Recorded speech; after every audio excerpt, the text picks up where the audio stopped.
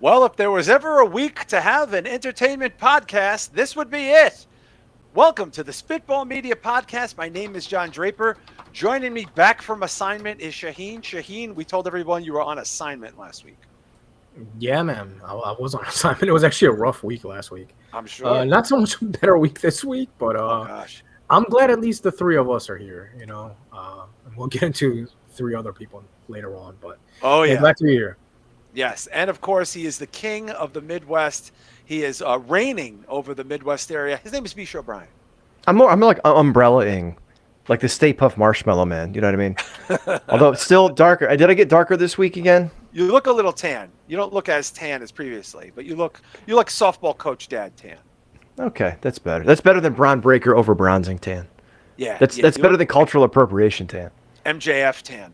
If you're joining us for the first time, thanks for checking us out. But we do have a Patreon where we get so free with the exclusive content. I think we got like 1,700 hours of exclusive content, and it's one platform for just $5 a month. You want to go to patreon.com/spitballmedia. And Shah, you're going to be dropping a little special doozy for the Patreon peeps this weekend. Yeah, actually, I got a shit ton of physical media that recently came in. I've unfortunately unboxed them already, but I'd like to go through them and show some cool additions, some recent ones that I picked up. I'll spoil one right now. Frailty, you remember that movie? Yes, good movie. Oh, dude, they just put it out on Bill 4K. Paxton. Yeah, the late Bill Paxton. Oh, dude, I'm so excited to watch that again. I haven't seen that in like 15, 20 That's years. a great film. That's a very you ever see that? No, I've heard of it, but never seen it. Very good movie. Suspense. Yeah, independent movie, but Bill Paxton as the father, Bisho. Shah, would you say that's a real departure for him? Like he was like playing the nice guys, and then he did that. Yeah, for sure. And I think it's probably honestly one of my favorite thrillers. It's more of a thriller than like a horror movie. Yeah. And it's got crazy ass twists. Yeah. Like this and Donnie Darko are up there as far as mindfuck movies for me. And Memento. Like those are like my top three as far as. Wow, that's a heavy holy trinity there. But the only way you could hear Shah's physical media show, our signature Q&A show, which we're going to get to next weekend for the June Q&A, and then in August we'll open up the August Q&A. You got to go be sure to patreon.com/spitballmedia, $5. You got to do it. You have to. You just have to do it. You have to. There's no excuse at this point. Hit somebody up if you need a few bucks. We can give wouldn't call it gift certificates. You can't put it on layaway like old school Kmart. No, you can't. But someone can gift it to you. So if it is a gift that keeps on giving, like you said, viral herpes you called it the other day? Yeah, it's like viral herpes. It stays with you forever, like but in a virtual sense. And at least it's not going to empty your pocket. That's no, and it's just $5. Which, as you know, you can maybe get 2 cold Mountain Dews at this point.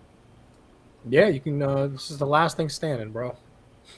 Get 5 of these. That's about it. Arizona. 5 Arizona iced teas warm. And our deal's still better than this shit. This is the best deal in America. Ours is better. Go grab it. Patreon. Ours tastes slightly better. Patreon.com/spitballmedia. Thank you to the many people who keep the lights on in this place, especially in the dark, long days of summer. It's 90 fucking degrees in my room, in my office right now. I think I'm waiting for everything to melt. My balls are on high alert, but we have just an overloaded show for you. Boy, this week has taken a dramatic turn, but again, I don't even know what to say. When you have a show like this where you cover entertainment news, you kind of have a plan A, and then you have to have a plan B and a plan C through a plan Z. But Bisho, who's hanging out with us in the chat before we get to the top stories of the week here? We got our buddy Donald Stoney Esquire. He's a lawyer. We got Rams fan 086. I'm aware of him as well. We've got Jamie Meme Machine Sheen. Meme Machine. Meme Machine. I like that. Meme Machine. We got Fatty from the Bayou Geeks. What's up, The man? Bayou Geek, yeah. We got Chris Matthews hanging out. I know the Chris Matthews well. We got Rich B. You mean Rich D? Rich B. Here we go. Rich B. Oh, okay, not Hey Now. No. I haven't gotten to him yet. Oh, gosh. Okay. Asking you shall receive. Hey now, Rich Hey Dow. now, Rich Dow. Yeah, not to be confused. Terrell Thibodeau. The Terrell Thibodeau. We've got, Backwards Baron Corbin showed up as well. Backwards Baron Corbin. That's a great name, even though he doesn't use that name anymore himself. Mm-hmm. You can just be Baron Corbin at this point. Yeah, just take that shit. Yeah. That's it so far. All right. What's up, everybody? Look, there's we're gonna get to it. There's so many things to get to. But thank you guys for hanging out in the chat. Let's go backwards to go forwards. Okay. There's so many things we were going to get to tonight that we're tabling for next week, including some very interesting, cool movie trailers and some other news, including like some video game news. But I just want to go backwards. So we started, today's Thursday, the 24th. So we started the week off with Malcolm Jamal Warner, who I affectionately, and most of you will know as Theo from The Cosby Show. Just a little personal note. My family was a Cosby family. Like most families in America in that time period, the Thursday nights at 8 o'clock, we had the Cosbys on. I grew up with that show. My wife is a super fan. She loved the show, loved Malcolm Jamal Warner, who ended up on, I think, House later in his career. He was my age. Just out of nowhere, passes away, drowns earlier this week. What was that, Monday or Tuesday, B-Show? Sunday, actually.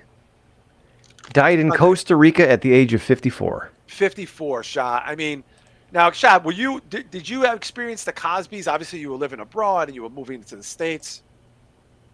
I started watching it in '97 when I moved to America. So I mean, I was watching the reruns. I never watched it, obviously, when it was premiering.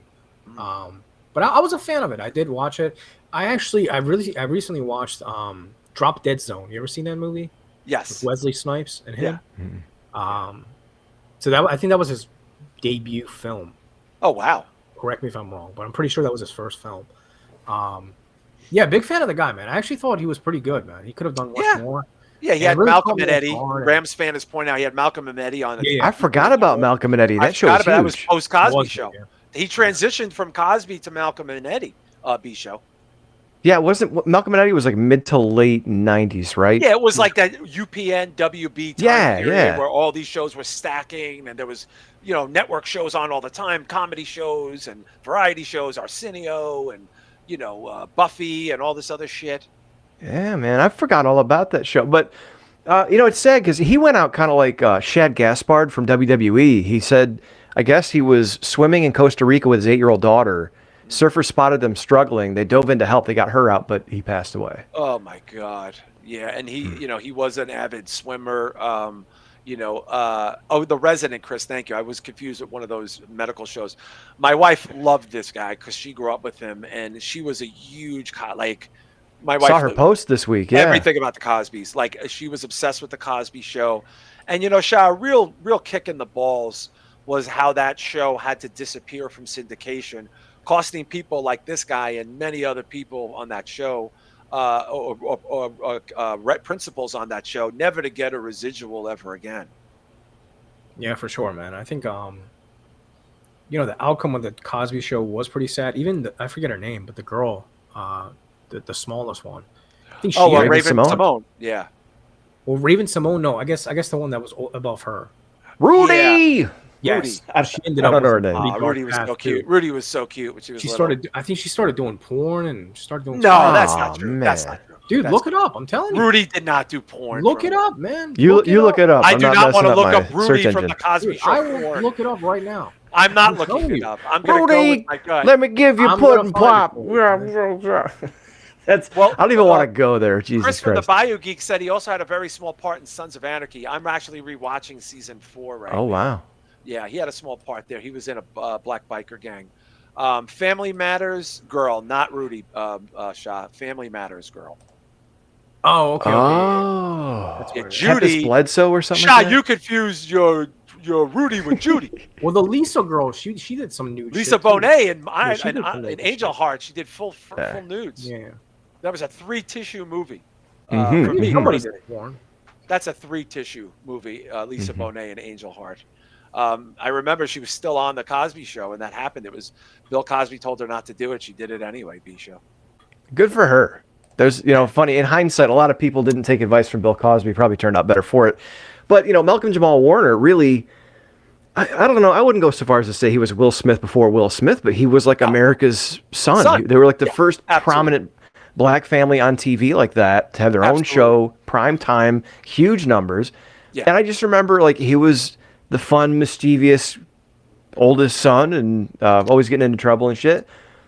And I really, honestly, if you watch Family Matters, they kind of ripped off in terms of, and I know it's pretty universal, just the oldest son getting into trouble, but like with Eddie Winslow, they kind of ripped off Theo a little bit. Yeah. So, but like, I remember the show. Rams fan, 086B show is saying he was the Black Michael J. Fox. Yeah, from Silver Spoons. Yeah. I get that. Was not Family Matters? Fuck. Was Cosby was more successful than Silver Spoons, right? Silver Spoons? Silver Spoons was Ricky Schroeder. Well, what was Michael the one J. Fox with was on Family Ties? Family Ties? I'm sorry. So was Put some respect on these '80s shows, B Show. You're talking to an '80s person here. These shows all look alike, man. It's what they all look alike to you, B Show? The '80s people? Is that what you're trying to say? The white sitcom '80s families? Yes. '80s racism. Racist much, B Show? Decadism. At least I'm confused on why white shows this week. You're confusing your whites.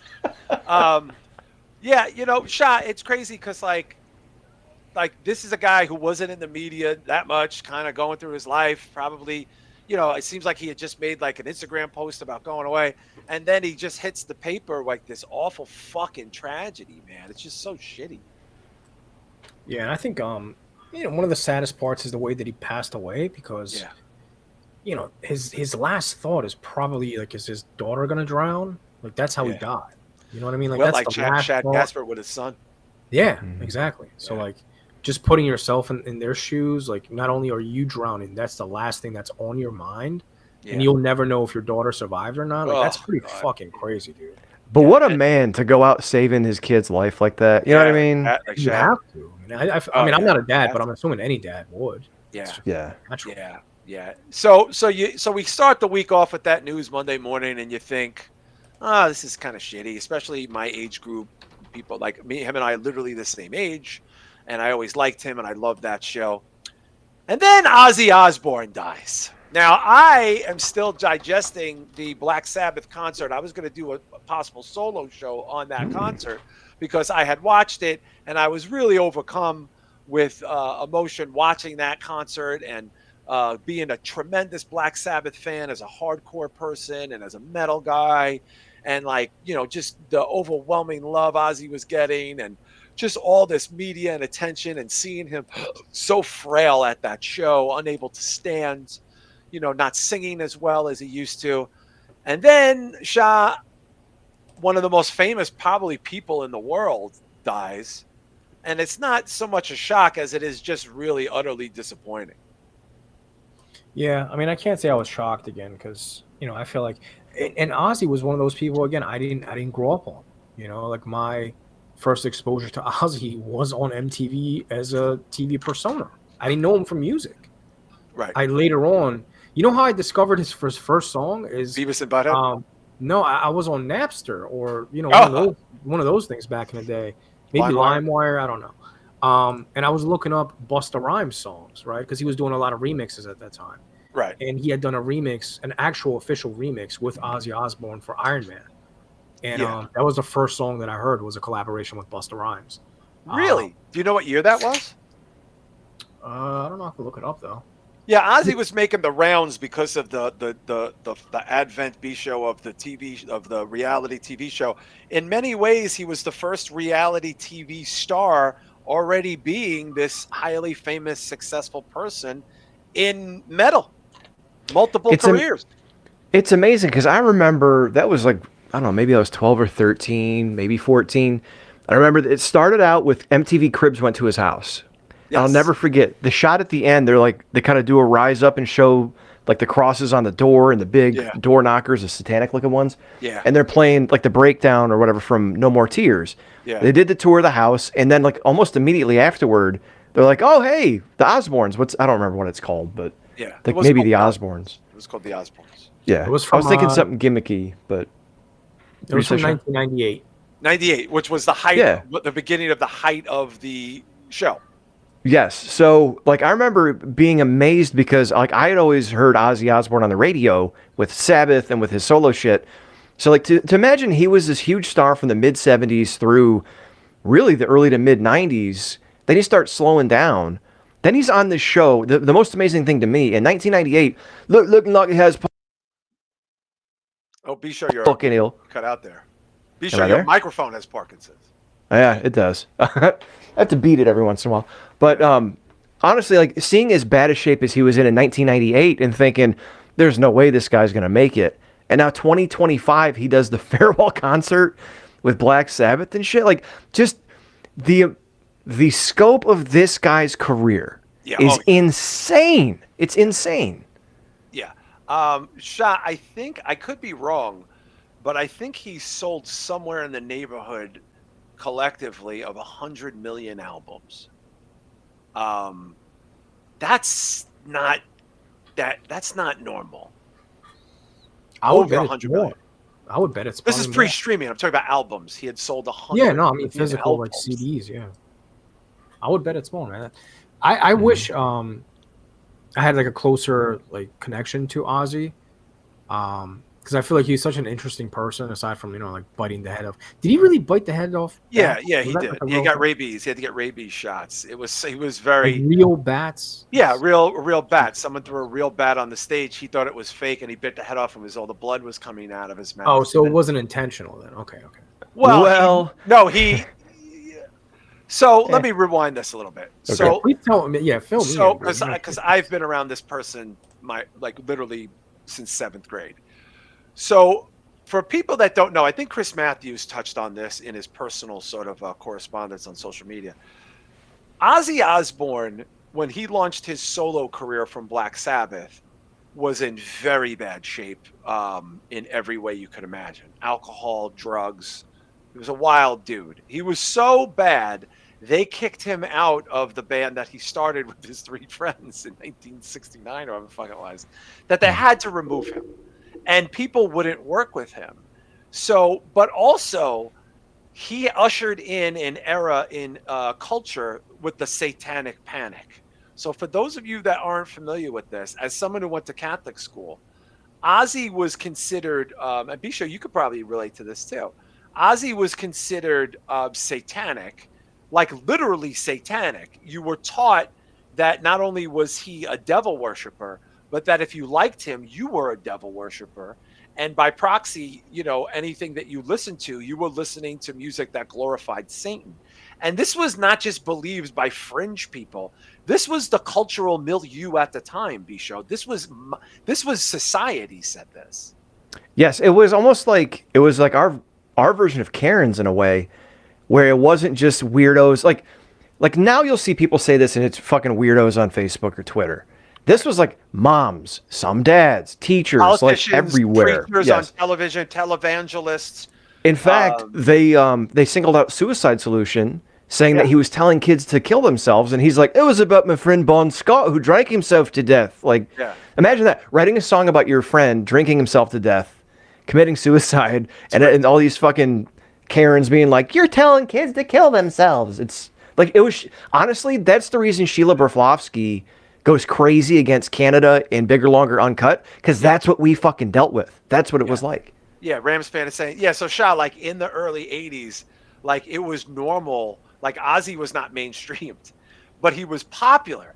So he was but he was a subculture. So he lived up to the subculture. He was always drunk. He was always high. There's a famous interview of him where he just shaved his head. He's like 60 pounds overweight. And he's like, Hitler really wasn't that bad, But but he was, you could see in his face. So he was touring and he was somewhere in the South, I think possible.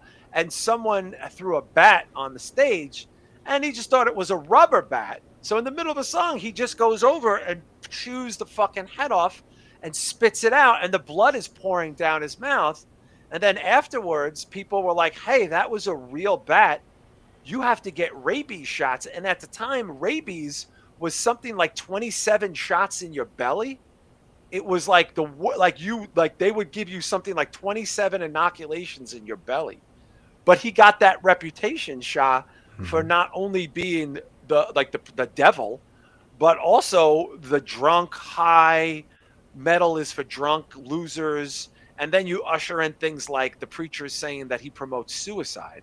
So he was literally like public enemy #1. He was like the way Ice-T, so many years later would be with the Cop Killer album.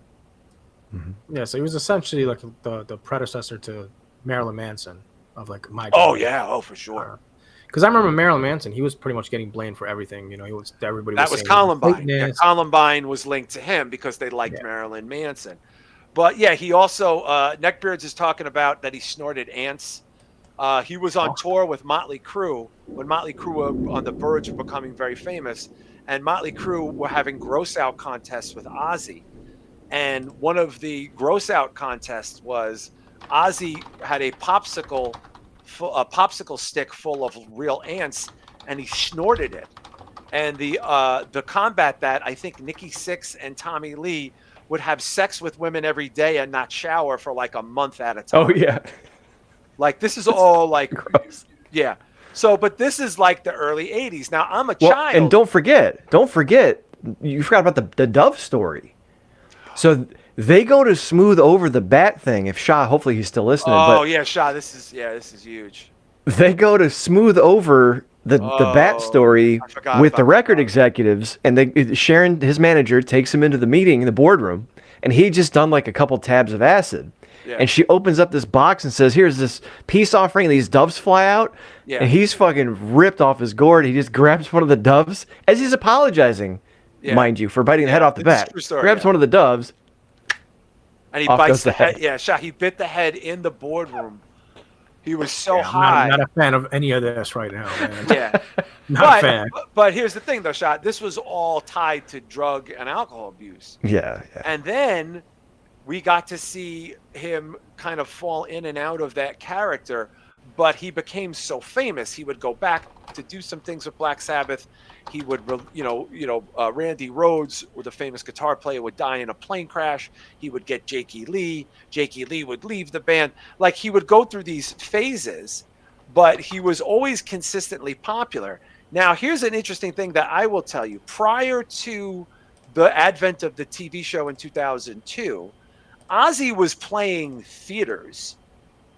He had been relegated to theaters. And one of the things I remember was my friend, who was an MTV host, if you guys remember Ian, the chubby bald guy, Ian was a friend of mine, a real life friend of mine. I remember him covering Ozzy at like the Beacon Theater, and it was a very small, a couple thousand people.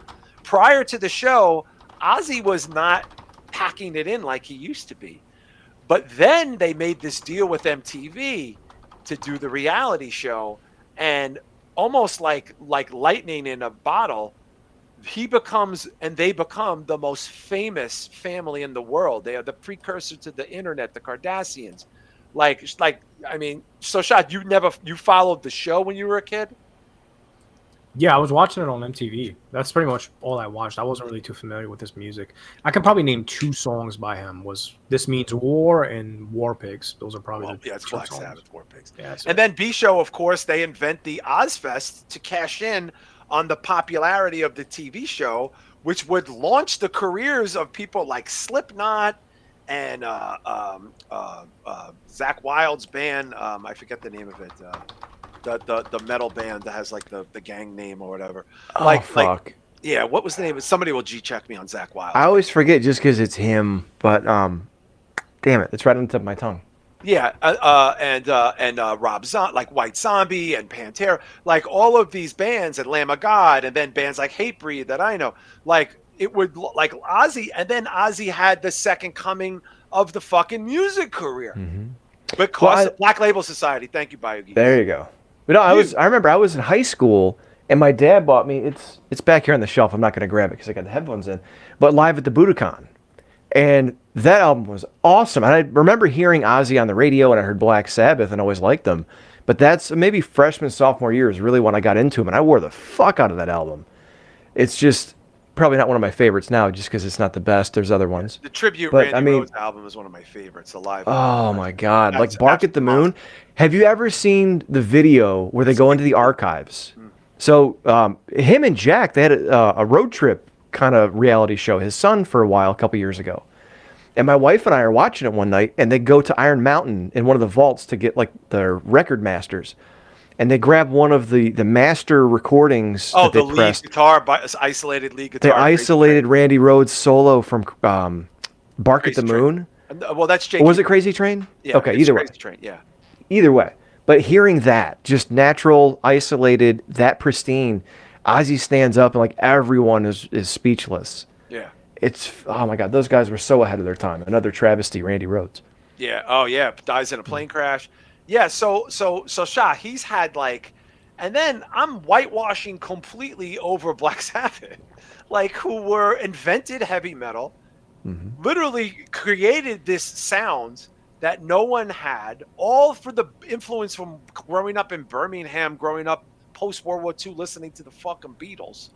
I mean, like this guy had, and then rappers start blessing him, and like Master P does this, and like you said, Busta does that. Like this guy just kept, and then commercials, and then he's in Jerky Boys movies and horror movies, and Beavis and Butthead, and then they put him in Austin Powers for the dick jokes and shit. And they put him in South Park and Austin Powers. I mean, there's no career like this. No one has had this level of touching all these bases. No, yeah, for sure, man. It seems like he was like the Michael Jackson of like heavy metal. You know what I mean? Wow. And I would love for HBO or one of these other streaming services to kind of do like a documentary on him for people. There is one being made now. Is there one? Good. Yeah, like I would be interested to learn more about his life because he seems like a very interesting character. Yeah, he had a very difficult life. Like his life was not good as a boy.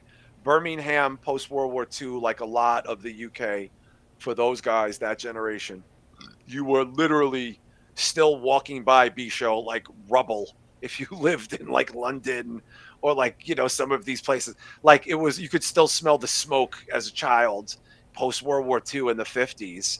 I mean, it was just like Britain was destroyed. Yeah, I don't know if it was Decline of the Western Civilization Part 3 or whatever it is. But when they do the interview at his house, they ask him like, "What would you have been doing if you weren't a singer?" And he straight up just goes, "Oh, I'd probably be in prison. Yeah. I can't conform to a system. I can't conform to a schedule." By the way, you have a very good Ozzy. You should use that more. It's really good. Thank you. It's good. Dude was an essential staple of my fucking life at pop culture. You know what I mean? Yeah. You hear it enough, you just kind of get osmosis. It absorbs into you. Osmosis. Yeah. But no, man, he just amazing dude. Probably grew up, like you said, really rough. Didn't want to cross. Really. But that's also why he lived hard too, because that's the life he knew. He wasn't going to be a guy, almost like the crossover with wrestling, which we'll talk about in a bit. I forgot about the wrestling crossover. Jesus, he's in the fucking WWE Hall of Fame. WrestleMania 2, he came out with the Bulldogs in Albano, and he performed live on SmackDown. And I read a story where they were in the middle of the PG era, and they had him on SmackDown in like the mid 2000s, and they just get done telling all the writers it's PG, watch the language, and he comes out and goes, "Hello, motherfuckers!" And live mic. What are you gonna do? Shah, I forgot about the wrestling connection. I didn't even get to the wrestling connection. Yeah, I forgot about it too, man. I do remember him at WrestleMania though. This is when he had like blonde hair back in the 80s. I remember. Yes. That. Yeah, he was totally forgot about all of that. I don't remember him during like the Attitude Era though. Was that SmackDown during Attitude Era? It was post. It was like when Big Show and Undertaker were fighting on SmackDown. And then he was with DX when they reformed in 2009. Rams fan is saying. Yeah, it was like late 2000s for sure. Late 2000s. They just put him in the Hall a few years ago, right, B? They did. And you know what? That's one of Triple H's things. He likes to appreciate the Rock guys, especially ones that have given their time, and especially back in the early days when they really needed the celebrity endorsement. Yeah, by the way, guys, this is the height of his drug and alcohol use, right? You could see it in his face. In his eyes. Look at his eye. He's gone. I can definitely tell. Now, I want to point out a couple of things that I think we really should bring up, especially Shah in particular. I think he might know this or not. This man became a tireless advocate for animals. Tireless domesticated animal charity person. Him and his wife adopted dogs as recently as 4 or 5 years ago. Disabled animals. He was when he at the latter part of his life, he was known for trying to help animals. A lot of it was through his wife. I don't know if you know that or not, Shah. No, I didn't know that at all. That's amazing. Yeah. This is why I want a documentary, man, because I feel like he's such an interesting person, and his whole pathway is just up and down from, his beginning to And I love like old footage that they restore, like backstage concert footage and all that crazy stuff. I would love to see some of that stuff, man. Yeah, Bisho, if you remember the show, they had like 11 cats and dogs, and they were constantly getting more. You know, they were very like it was just a thing with them. They were very charitable with the animals. Like he just fell in like he wasn't a people guy, but he like their mansions were filled with fucking cats and dogs. I think the three of us can sympathize with that a little bit, you know? Yeah. But that's also one reason why, and we'll talk about this in a little bit probably, well, I always thought the Hogan show was a complete work and a put on because you had Ozzy was popular, the husband celebrity with the wife. It was the answer. Yeah, it was the answer. Yeah, and even like the trail of dogs, because then when Hogan comes out, it's like, oh, here's all our dogs too. It's like, no, I don't know.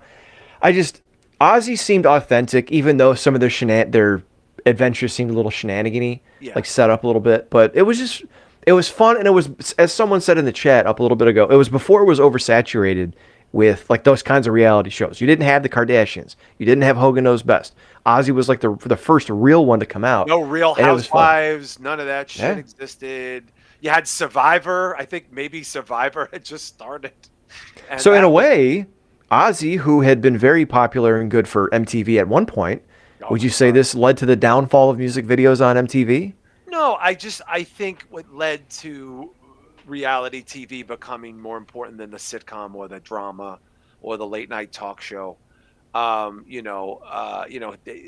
was just, this is very tricky for me because like I was a boy who used to have to take his Ozzy Osbourne Blizzard of Oz pin off his jacket before he went to school in 1983, 84, 85.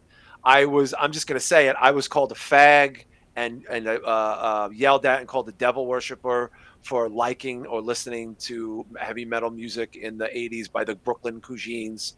They called it kill your mother, kill your father shit. Anybody who liked anything fringe in the 80s, early 80s to mid 80s, you were called that fag word quite a bit. Believe me, it was a staple if you weren't mainstream person.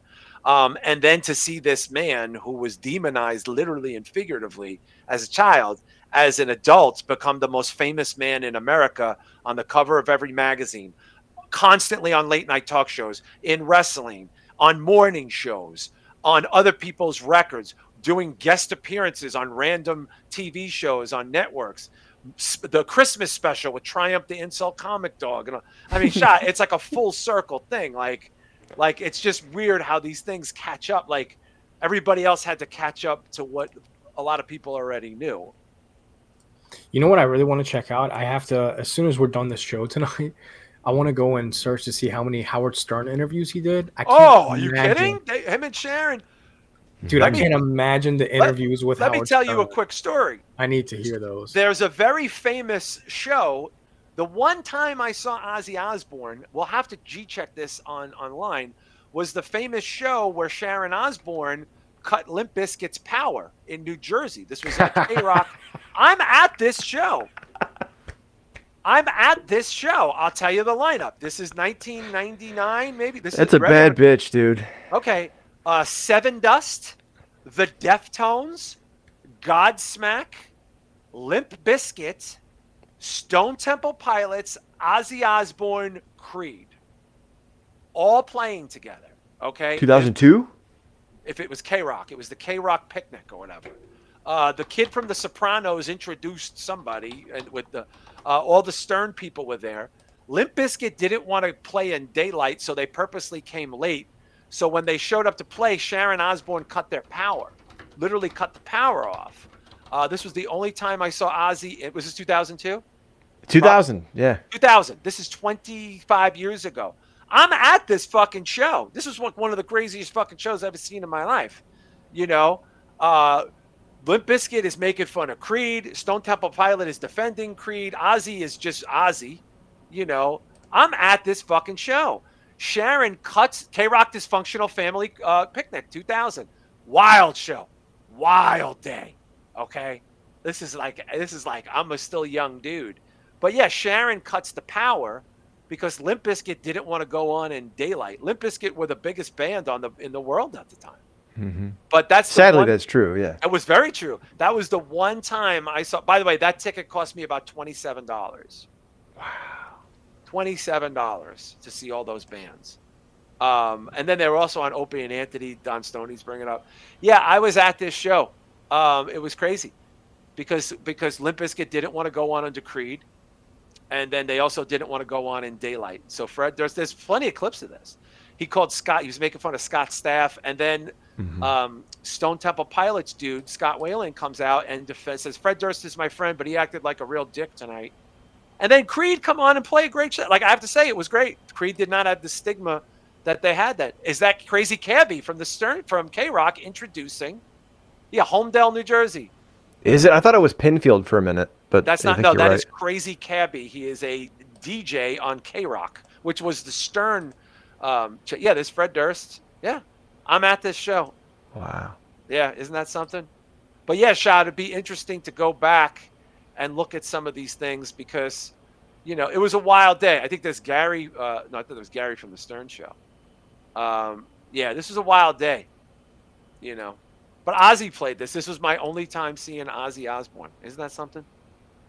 I passed on the opportunity a couple years ago and really regret it. I haven't been to a ton of concerts in my day, but I think there's 2 opportunities to see Ozzy, and I passed, and I really, really should have done it. The one was when I was actually in high school, right before I got really into him. My friend's mom went. She went with a bunch of friends and offered to take us, and we said no, because we don't want to hang out with a bunch of 40-year-old moms. 40-year-olds? Well, I mean, at the time, I know, I it's was just 15. so funny to say. I know. It's like my kids now. They're like, you were born way back in the 1900s. You're old. Your kids would think I'm Grandpa Steve. My goodness. But yeah, it was that, and then a couple years ago when Ozzy and Black Sabbath were touring, right before COVID, maybe? Yeah, and then Ozzy did something with Rob Zombie. I mean, there was plenty of opportunities. But yeah, he had the wrestling connection. I mean, listen, there'll never be another Ozzy. Gene Simmons said this on NBC yesterday. He said, before Ozzy, there was no Ozzy. Like, he was a singular event. Like, he was a singular, like, he is the catalyst for all of this. There was no one like him, and there'll be no one like him ever again. And it's just so interesting that all 3 of us have had very different lives. And Shah, in your case, you lived on the other side of the world, but we all singularly know who this person is. Like, because they were around literally all of our lives, Shah, even though we have a massive age difference.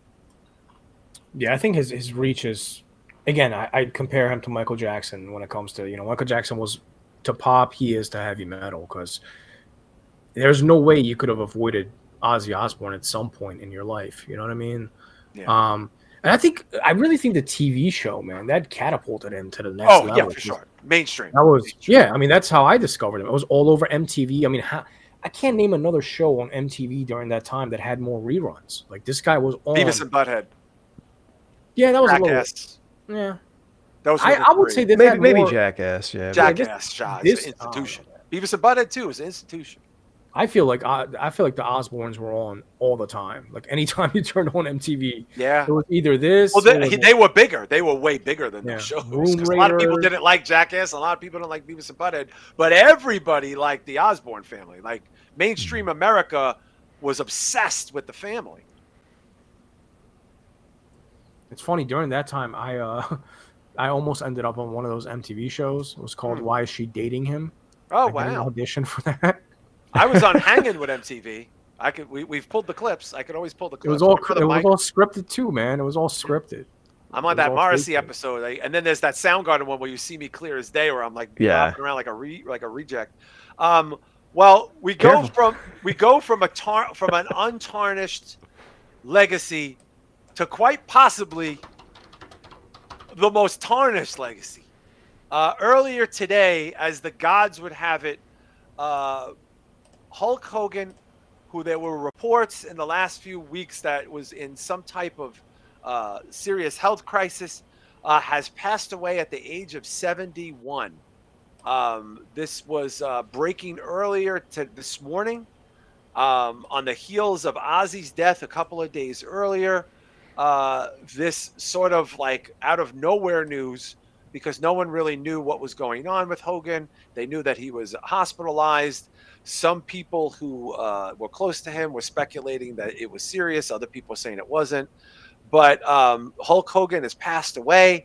And boy, did the IWC do what it does, which is humiliate themselves. Now, we're going to unpack this as best we can, because obviously there's a lot behind this. Unlike Ozzy, where we're just going on about these multiple careers, and, you know, even though Ozzy did some ill shit, there's no denying it, but it was mostly remembered for being America's dad and being like this silly person, and, you know, and then we get to Hogan, Shah, and boy, this is a tricky one for a lot of people. Yeah, I think, man, my Facebook timeline, I would say, as far as wrestling related people, was about 50-50. 50 were completely trolling, and 50% were saying, you know, whether I like him or not, he's contributed a lot to wrestling. And that can't be denied. And I would agree with that. I never grew up as a Hulkamaniac or whatever. I never got it. I never understood it. You know, I was into Ultimate Warrior and Randy Savage. Like, those were the two that I admired as a child. You know, those were the action figures that I had. I remember I still have the Ultimate Warrior jacket still. You know what I mean? From like 19. Satin one? You have a satin one like Kevin Castle had? You know what? Is it satin? Is it like the white and blue one or silver and blue? Kevin had that. Yes. Kevin had that. Yeah, Kevin Castle had that. I have it. I'll go grab it in a second. I have it. Yeah. So I grew up on them, and I never really understood Hulk Hogan. Never crossed paths with him, obviously. I was going to ask you. I wasn't certain if you did or you didn't. I thought you you would have. I mean, I've been in the same conventions as him, and okay. And when you do like when you do the conventions and you're actual like vendor, yeah, you almost kind of get like a backstage pass area where you get to kind of mingle with the other wrestlers. So I've seen him like in the same area that I'm in, but I've never had a conversation with him or anything of that sort. No picture or anything. You ever took a picture? No. But I've been like very close by him while, you know, I think I had Steve Corino that weekend. And, just as famous. You know,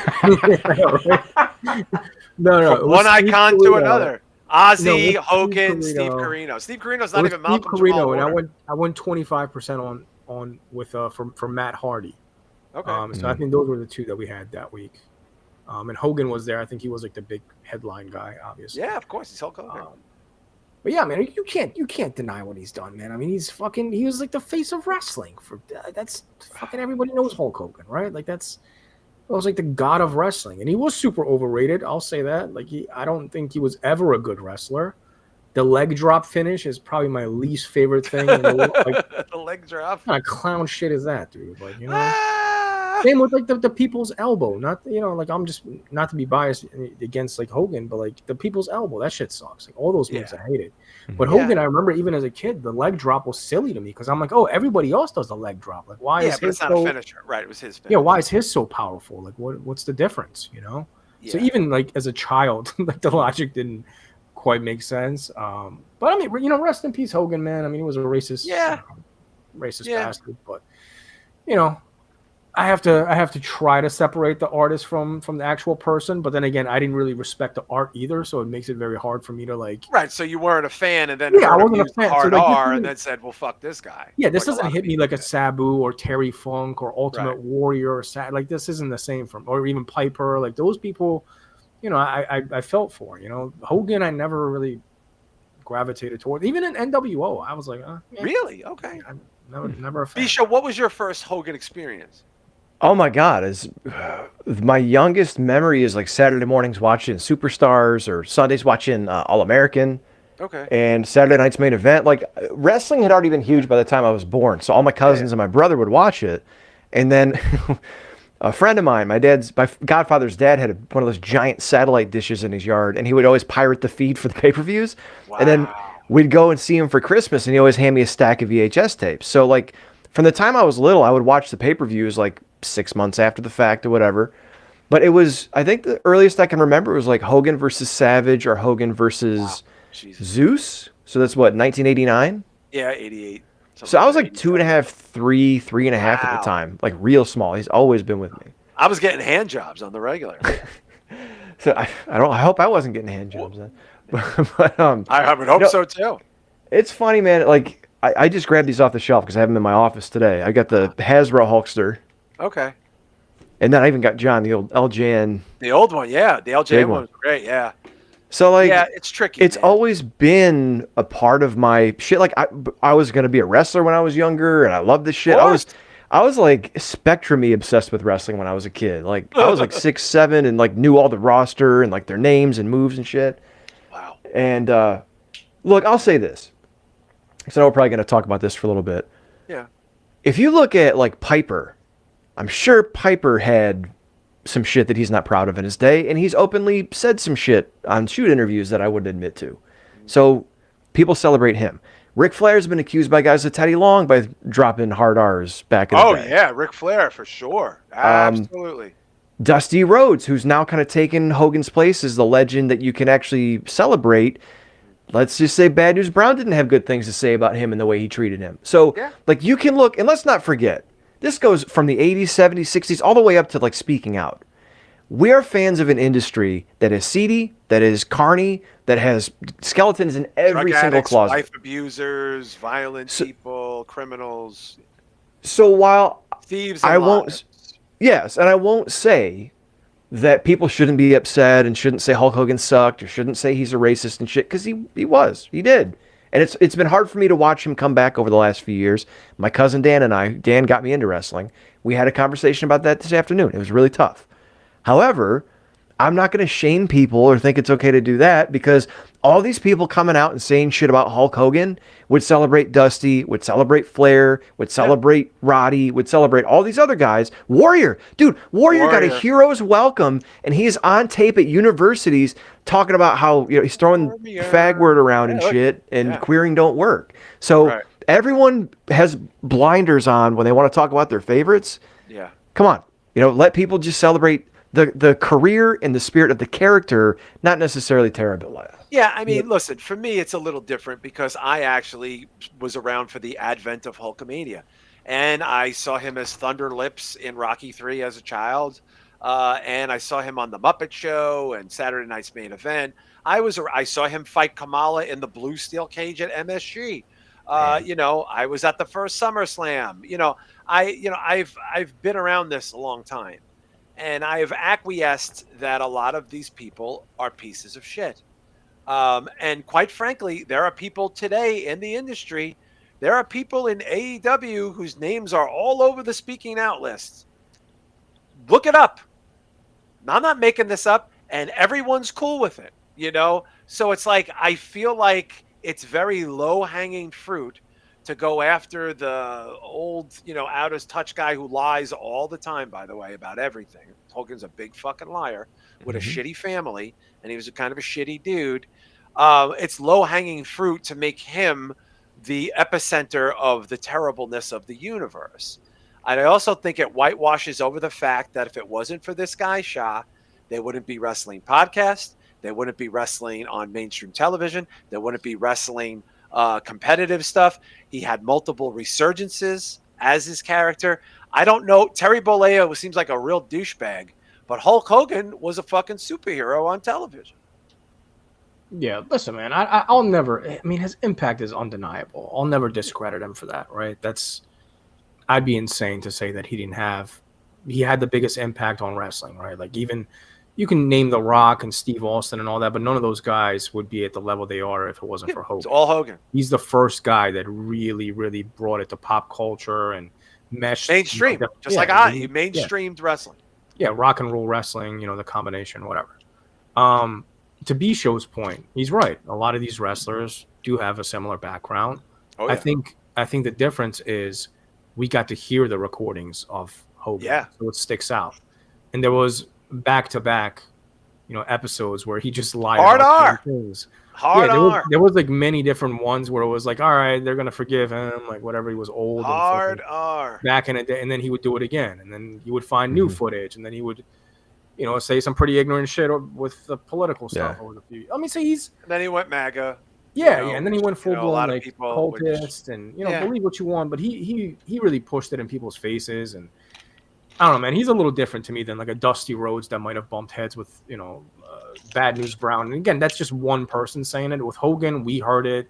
Fucking Kamala has mentioned how big of a piece of shit he was. Yeah, To it's disappointing, and it's incredibly, like Chris Matthews said, it's hurtful. It's and I think it would be disrespectful to people that hurt, because I think that hurt people, Bisho, that really loved him and that thought he was a special person in their life. And then he heard refer to them ethnically with a hard R word so flippantly. Kind of a hard thing to shake. Real quick though, John. It's he also did a lot of people dirty in wrestling. Oh yeah, well, I'm not even getting to that. People I'm talking about. There was a lot to this guy. You know what I mean? Yeah. Yeah. Well, it's funny, man. I remember reading burials and all the other stuff. Well, like I remember reading his book back in the day, and he did a whole chapter basically defending that he wasn't holding back Booker T because he was racist. That it was circumstance and Booker T wasn't ready. And anytime someone throws that accusation around, brother, you got to be careful. And it's like, it was a short chapter, but a whole chapter. And I thought, that's interesting. It was 25 years ago. But like, no, I agree. I'm not saying that people shouldn't be upset about the things he said and did, because let's not forget, this wasn't like crazy Uncle Terry at the barbecue saying words he shouldn't say, not really realizing the impact of it. He was maliciously saying this shit. He was very blatantly. With hate and disdain. Listen, it was shocking. Yeah. I'm not going to sit there and say it was shocking. But what I do have an issue with is that I think if you're going to paint with that brush, you better paint the whole fucking house. Exactly. And if you're going to leave out all these other motherfuckers, who are despicable, and there is a list of despicable people working right now in the industry that have done heinous things, that have ties to sexual predators. Michael Schmaze is still an executive. Yeah, groomers. But for some reason, this is going to be your fixation. That's where you lose me, Shah. Like, if this is like, I feel like if you're going to be about it, be about it. Don't put the tip in. Go all the way in. Don't just put your focus on this 170, 60 out of touch guy that Tony Khan banned from the fucking company. You know what I mean? Yeah, but that's not realistic though, because that's just, the world's never going to be fair, right? I mean, you have Steve Austin. Didn't he get? He beat Deborah McMichaels. Yeah, that's the reason he left the first time. They say it's because he wouldn't job the Brock. No, it's because he was fucking hammered, beat up Deborah, and went on the lam from the fucking Texas Marshals. Jerry Lawler big groomer.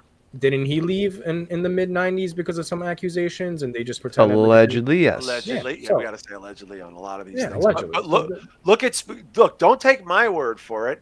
Look at the speaking out list. Do a Venn diagram. There's a very famous young person that people fawn over right now who was named multiple times by women.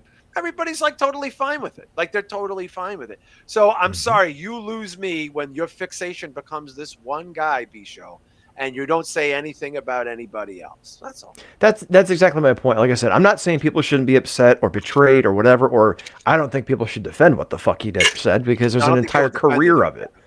No, but at the same time, like you said, that brush needs to have broader strokes because of all the people in the industry. Like, it's hard for me to even follow the industry sometimes, because every time someone pops up, I'm just worried that something's going to come out. Right. Or what have they done?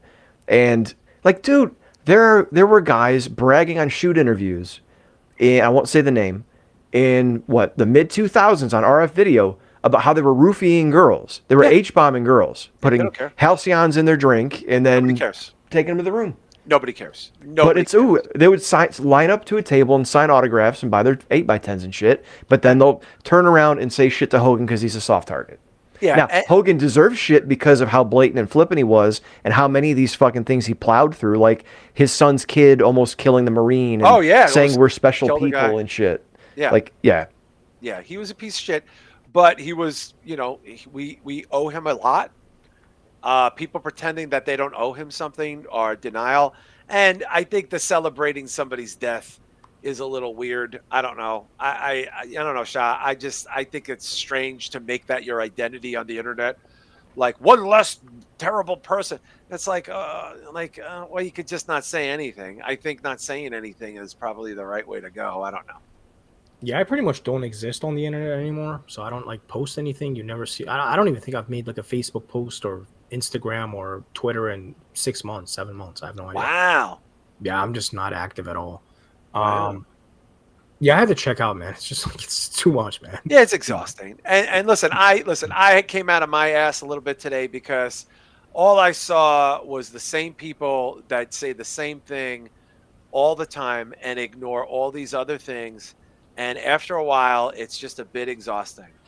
Yeah. I remember, just to pivot this a little bit, a bunch of years ago, Phil Anselmo, the singer from Pantera, who is a notorious heroin and drug addict, was in a small club doing a Sieg Heil. Okay.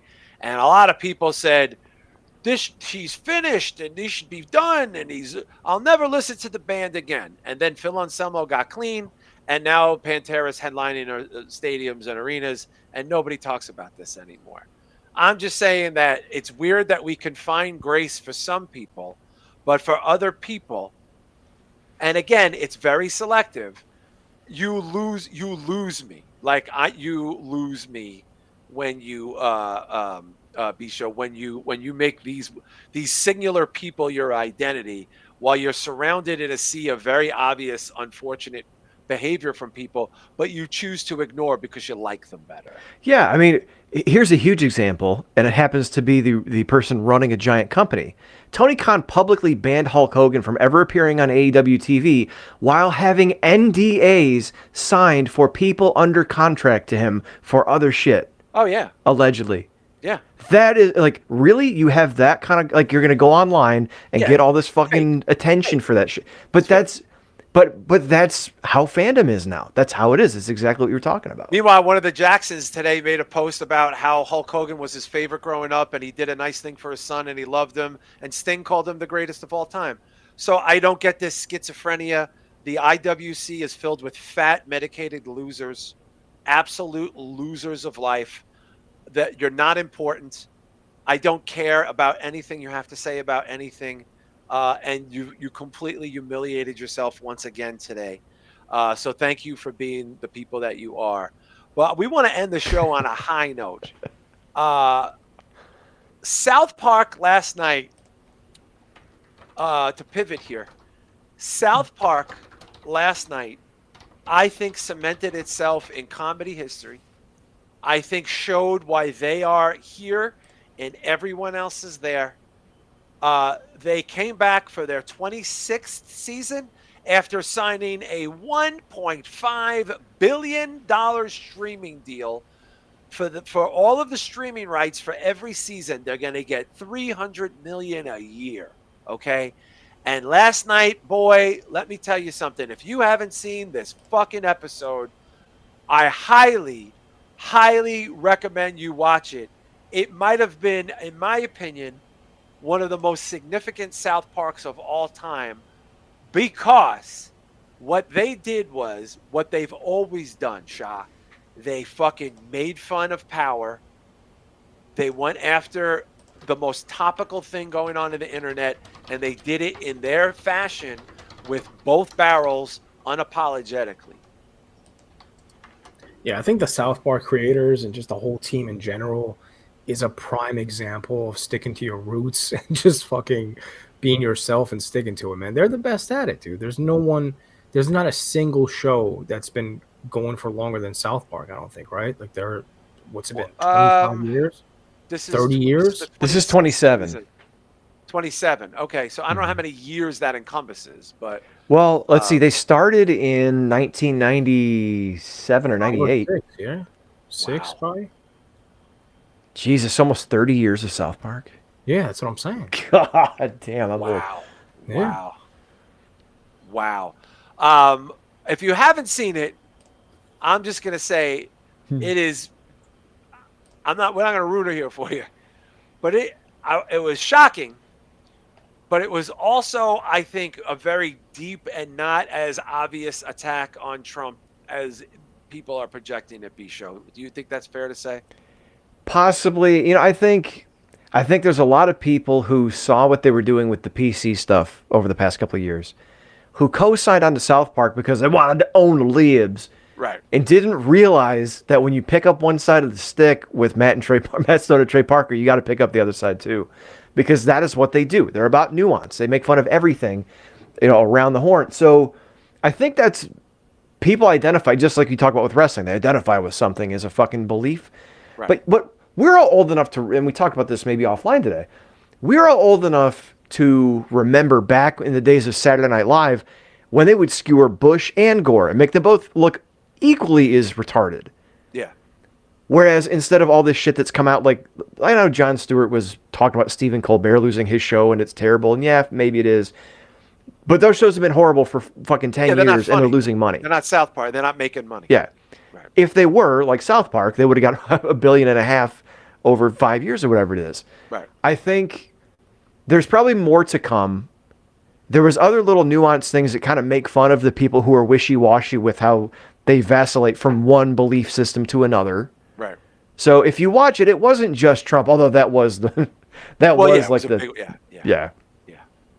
I tried to watch it at work before everything got started this morning, and I couldn't hold the laughter in and had to turn it off because people started. Yeah, I watched it twice. Shah, you've heard about it though, right? You heard what they did, right? I have not. No, I haven't seen any clips. I haven't seen anything. Is it? It's on Paramount, right? Yeah. Yes. I might have to get it just for that, man. I really didn't. Well, Paramount's a great streaming service. Actually, it has a lot of good stuff in there. But it's interesting, Shah, because a lot of people, I think, misread the episode, and we wouldn't ruin it for anybody anyway because it just came out. But I think on the surface, it was making fun of Trump. But I also think on the surface, it was making fun of a lot of this hysteria that you have to either be on the team or you're not on the team. Like you're either with us or you're against us. And Cartman opening the show, getting upset because NPR is canceled because he liked to listen to it to make fun of it. And now they took it away, and now he's upset. And now because the country's getting less woke, Cartman feels despondent because he has nothing to make fun of. Like he even mentions, everybody hates the Jews now. Now I can't do it. It's just Shah. I feel like they were kind of turning. When you see it, you can be like, oh, I think I get. To me, I felt like they were turning everything in on itself. Yeah, you're selling me on it, man. How much is Paramount a month now? I'm not sure. I have it, but it's cheaper than most others. It's cheaper than Netflix. It's like $6 or $7 for the ad supported without Showtime. Yeah, it's like $10, and then you get Showtime with it or something for $12. Dude, I drop $50 in fucking YouTube super chats a week now, man. I gotta. Fuck that shit. You need to. Well, get that's my entertainment, so I feel bad if I'm like. So you're like Cartman. That's why he listens to NPR. Yeah, they actually referred to. They used the term. Was it faggot retard or retarded faggot a bunch last night? Yes. Yeah. Yeah. I mean, listen, we've said this before on this show, B-Show. I think South Park, at the end of the day, has been playing chess for decades while everyone else is literally trying to figure out how to move the checker piece. Yeah, we talked a couple weeks ago about the difference. It might have been Patreon. I don't know. Yeah, but we talked about Family Guy versus South Park and the nuances and the difference between the two. It is like Ric Flair or Bobby Heenan said. It's like comparing ice cream to horse manure. It's just a cut above everything else. And it's because of shit like this. Because a couple of years ago, they can go after PC Principal and Strong Woman and Heather Swanson, fucking Randy Savage doing the Olympics and shit. Oh. They can go there and catch that heat. I'm gonna rip you a new asshole. That kind of shit. My name's Heather Swanson. Heather Swanson. That was amazing. But they can do that shit one year, and then a couple years later, it's do the shit they did last night. B-Show, can we? I think there's a couple of clips that we're allowed to play. Should we play the AI one? No, play from last night. Can we play one of them from last night? Yeah, I meant the commercial at the end, or do you want to play just something from the show? Without the context, that ruins it for Shah. I'm just saying. Okay. Like one of the Cartman clips, or when they're talking about when they show Trump with Satan. Shah, they brought back Satan, Trump, and Jesus last night. Jesus, dude. Jesus came back, but Jesus came back under duress. That's all I'm gonna say. He wasn't. Can we play like clips of South Park? There was a ton of them on Twitter today, and they were not getting taken down. No, I well, don't YouTube know. is completely different though than Twitter. I'm just saying. How about the car, John? that was edited perfectly. The car with Butters and the car. Yeah, but you won't get the context. I just No. one of the Trump ones, like where he calls the town and he like sues them. Here's him walking on the White House lawn. Here we go. Hang on. Oh, here we go. Yeah, I've got one for you. Shah. Okay, we're gonna be. Shah, this is Trump celebrating on the White House lawn. Just look at this. Shah, you're gonna die, dude. You're just gonna fucking die, bro. Oh, are you fucking fake now? Oh my god. Yeah. All right. That's it. Yeah, that was Pam Bond. Shah, it's so layered, man. I kind of wish they didn't. They illustrated him, instead of just using his. No, image. that's the style. That's what they did with Saddam. Yeah. So they're doing the same. Yeah, that's style. true. That's you true. know. I wonder if they're going to try to say he's like Saddam reincarnated or something, because it's the same relationship. That's what I think, because they hint towards that.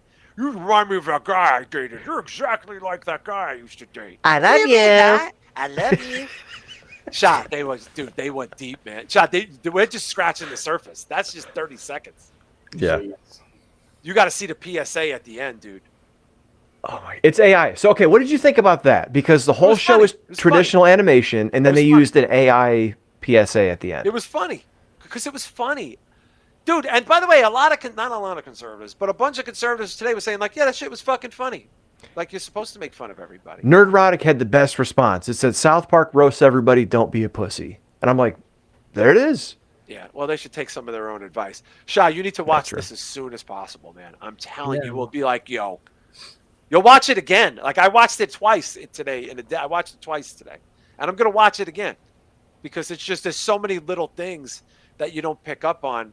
Especially there's a great thing with Jesus towards the end where it's so fucking funny, like where like even Jesus is like, look he's gonna sue us. Can we just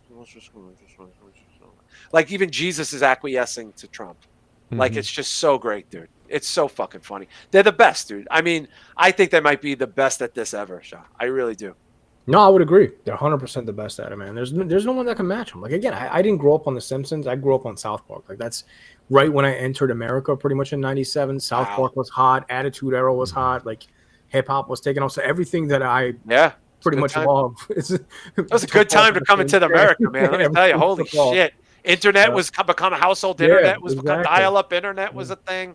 Listen, speaking of a thing, we got to go do a thing on Patreon for the Patreon pals.